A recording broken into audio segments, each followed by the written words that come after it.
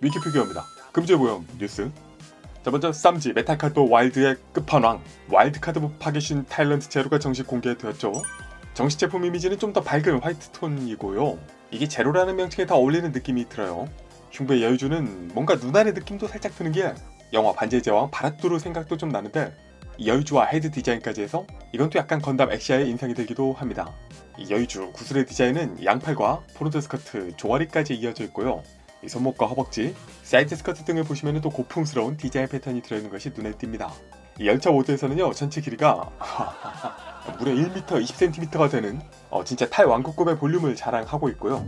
이 각각의 추가 차량 얼핏 보면 똑같아 보이지만 살짝씩 디자인이 달라요. 그리고 이게 각각 본체와 합체하면서 박력 있는 베이모스, 좀 작아 보이지 않나 싶은 레비아탄, 이 날개 와이번 폼으로 강화형을 만들 수 있는 구조가 되고요.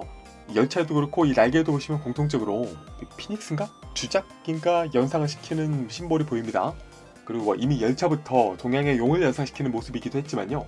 웨폰카드 디바이 드래곤이 대놓고 흑룡의 형태, 여기도 여유주를 물고 있죠. 이런 모습이고 역시 단독으로 기본 소체와 합체로 할 수 있습니다. 그리고 최종 형태 타이런트 제로, 정식으로 봐도 뭐 용자왕과 특촬이 생각나는 인상인데요. 뾰족한 손발도 뭔가 제네식의 느낌이 있습니다. 어깨, 하박, 허벅지에 용의 문양이 있고, 이제는 이 새로운 헤드의 이마부터 시작해서 이 둥근 구슬 디자인이 훨씬 더 다양하게 박혀 있고요. 이 전체적인 컬러 톤은 화이트에서 블랙의 비중이 굉장히 커진 모습입니다.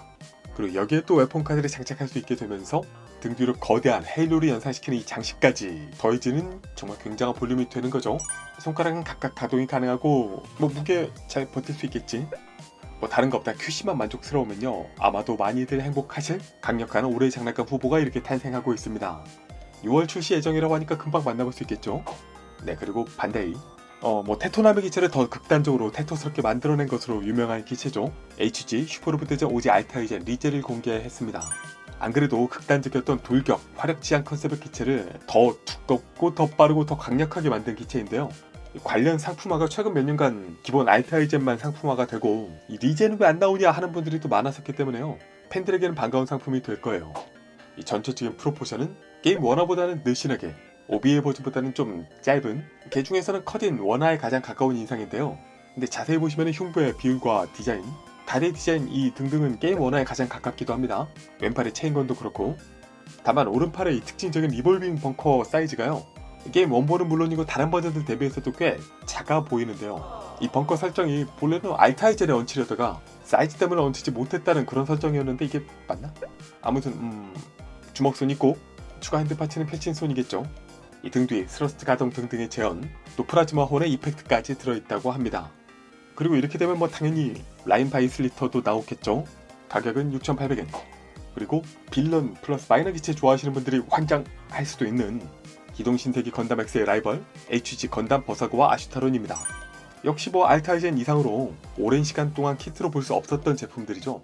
이 독특한 헤드와 클로까지 해서 악마적인 형상의 특징인 건담 버사고, 특유의 클로 연장 기믹을 제한하고 있고요. 인상적인 메가소닉4 발사 모습 역시 구현이 가능합니다. 또 이 프로스트 형제 동생이 탑승하는 건담 아슈타로는 이 직개발 전개가 기본적으로 가능한 데다가 모비라마의 형태 변형이 일부 파츠 교체로 가능하다고 하고요. 변형 기믹을 통해서 형제의 사랑과 우정 합체 공격을 구현할 수도 있다. 가격은 각각 2,900엔, 3,600엔.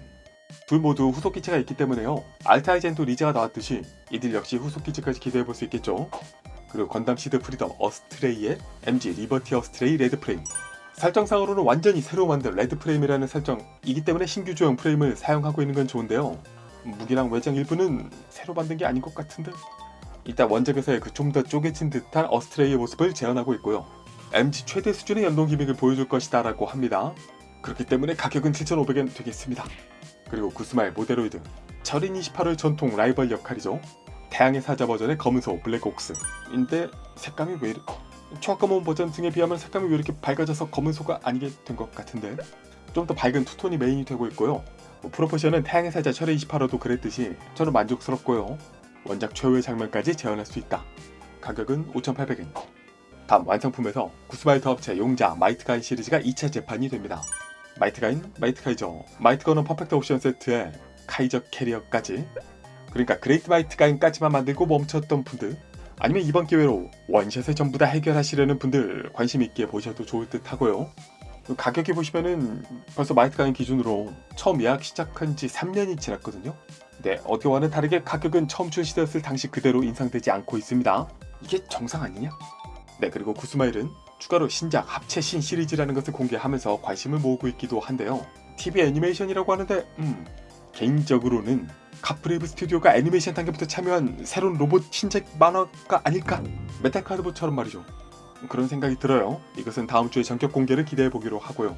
기타 용자 관련 타카라토미 토이라이즈 파이어다곤의 이야기 조만간 게시될 것이라고 합니다. 이게 처음 공개도 한국 네이버 키덜트 쇼에서 했었는데요. 이번에도 또 키덜트 쇼를 통해서 만나볼 수 있지 않을까 생각이 들기도 하고요. 또 저를 비롯한 몇몇 분들이 많이 기다리고 있었던 액션 토이즈의 제이데커 또 발매 연기가 되어서 6월 예정이라고 합니다. 네, 여기까지 해서 이번 주 제 픽은 이렇게입니다. 다들 현명한 선택 되시길 빌면서 또 다른 영상으로 돌아올게요. 위키피규어였습니다. 위키